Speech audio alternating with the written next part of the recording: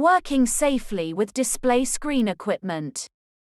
Employees must be protected from the health risks of working with display screen equipment, DSE, such as PCs, laptops, tablets and smartphones. The health and safety, display screen equipment, regulations apply to workers who use DSE daily, for an hour or more at a time. These workers are described as DSE users. In law, employers must do a DSE workstation assessment.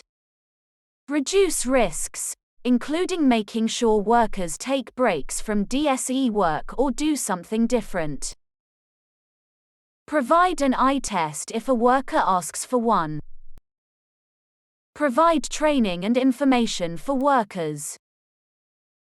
Incorrect use of DSE or poorly designed workstations or work environments can lead to pain in necks, shoulders, backs, arms, wrists and hands, as well as fatigue and eye strain.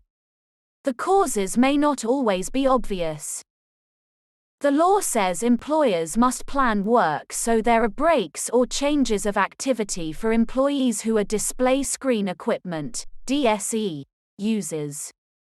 Take short breaks often, rather than longer ones less often. For example, 5 to 10 minutes every hour is better than 20 minutes every 2 hours. Ideally, users should be able to choose when to take breaks.